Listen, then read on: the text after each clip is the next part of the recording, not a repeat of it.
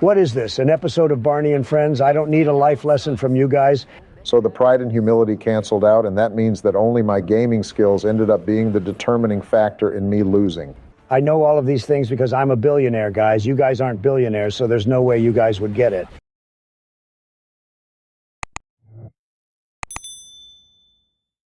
All right, guys, good job on getting us this far. Except I should actually be thanking myself since I'm the only one who beat Craven. You guys both got the crap beat out of you and were complaining about the difficulty. No, Donald, I did not complain about the difficulty. It was Barack who was doing that. Oh, I'm sorry, Joe. I think I'm missing something. Who set the game to max difficulty again? Please jog my memory, Joe. I forget things like these sometimes. That was me, Donald. All right, Joe. And did you win against Craven when you fought against him, or did I have to take over and beat him? You had to take over and beat him. Thanks for your honesty, Joe. Since you set the difficulty and couldn't deliver by winning even the first boss fight, it means that you are responsible for all complaints that the less experienced game players may have. Actually, guys, I'm a very experienced game player. I'm just not very experienced when it comes to superhero games. Also, it looks like Craven is going to come back even stronger than before for a second round boss fight. I mean, just look at him. He's using the power of that piece of the fragment now.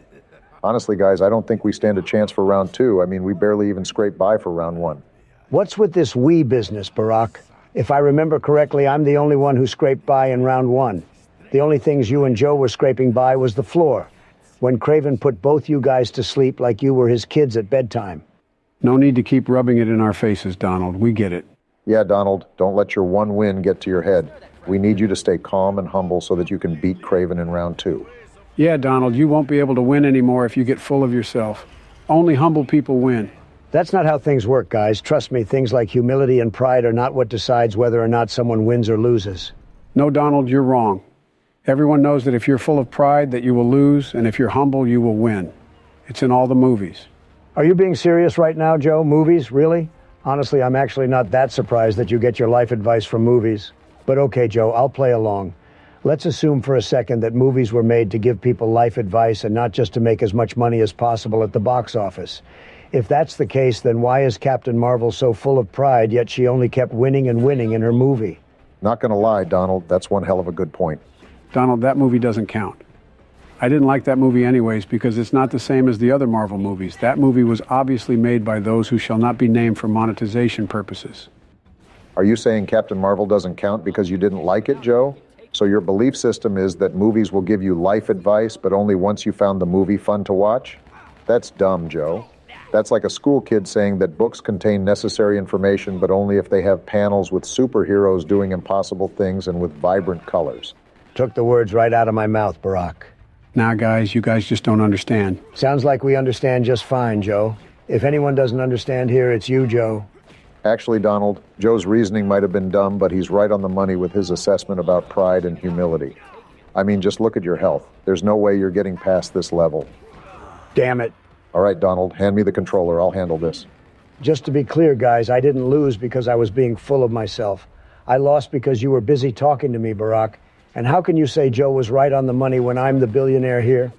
Nah, Donald, you lost because you were being full of yourself.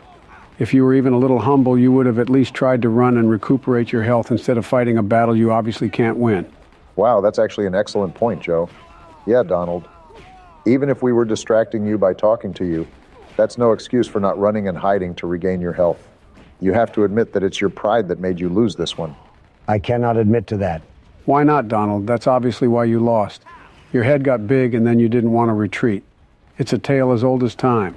I'm sick of you and your tales and movies, Joe. Keep them to yourself, please. Thank you. Don't get angry at me for being right, Donald. Get angry at yourself for getting fooled by your pride. Yeah, Donald, it's not Joe's fault he's right, but it is your fault for being wrong. What is this, an episode of Barney and Friends? I don't need a life lesson from you guys. If anything, I'm the one who's right for saying that you shouldn't talk while you have the controller in your hands, because then you make dumb mistakes like fighting 4+ people while your health is almost at 0. Wow, Donald. It's impressive how you're making yourself out to look like the one who is in the right when you're clearly in the wrong. Sure, you're right whenever you say that it's better if you don't engage in conversation while you're playing a game, because it decreases your chance of winning. But Joe is also right when he says that you lost because of your pride. These things aren't mutually exclusive, Donald. Whatever, guys, no one cares. No, Donald, I care, and a lot of people also care. Just because you don't care doesn't mean that no one cares. All right, guys, enough about Donald and his pride. I have a question for you guys. Would you guys rather be stranded in the middle of nowhere that's hot, like the middle of the Sahara Desert, or somewhere cold, like the South Pole? Except in these two places, you have to spend a lengthy amount of time, so don't worry about the South Pole being secluded and how hard or easy it would be to get saved. Just worry about the hot and the cold climates. Also, in the scenario that you choose, you will be there during the hottest or coldest that it's ever been recorded. God damn it. Haha, nice one, Barack. Hand me the controller. It's my turn now. This is all your fault, Joe. If only you never put the settings on hard difficulty, we probably would have gone so far in the game by now. So besides the talking while playing, how much exactly was pride a factor in you losing right then, Barack? No, Donald, the thing is, I didn't have any pride in my heart, and I also didn't have any humility. So the pride and humility canceled out, and that means that only my gaming skills ended up being the determining factor in me losing. Just admit that the humility and pride argument is horse shit, Barack. Beliefs like that are for children. You guys need to grow up. Nah, Donald. You just need to start believing again like when you were a child. Then things will start making sense to you. Things have never made more sense to me in my entire life, Joe. You're the one who needs some sense. Whatever, Donald. Anyways, Barack, to answer your question, I don't do well in hot climates, so I would take my chances in the South Pole. No, Joe, you wouldn't just take your chances in the South Pole. And also, that's a dumb question, Barack. First of all, if you're trapped in the South Pole during its record coldest, then you better just get on your knees and start praying because you're going to be an icicle soon. The coldest the South Pole has ever been recorded is like minus 50 degrees. Also, the record hottest of the Sahara Desert isn't even that bad at like 130 degrees or 50 degrees Celsius. The hottest is the Lut Desert in Iran. That one's hottest ever recorded was like 70 degrees Celsius or 150 degrees Fahrenheit. Only an idiot would choose to try and survive the Antarctic over the Sahara Desert. No offense, Joe. None taken, Donald. How do you know about all these things anyways, Donald? Yeah, Donald, I must admit I didn't know any of that. I know all of these things because I'm a billionaire, guys. You guys aren't billionaires, so there's no way you guys would get it. Wow, Donald, really? So if I were to become a billionaire, I would also know these seemingly useless things out of nowhere? No, Joe, you would not, because you don't have what it takes to become a billionaire. Oh, okay. Then what does it take to become a billionaire, Donald? First thing to become a billionaire is to get a small loan from your dad of $1 million. And then after that, you need to use it to make your first billion. You can only turn $1 million into $1 billion if you know seemingly useless facts and then use them to your advantage to find opportunities in the marketplace. Wow, Donald, not gonna lie, that sounds like it takes a whole lot of impossible situations to come together in order to become a billionaire.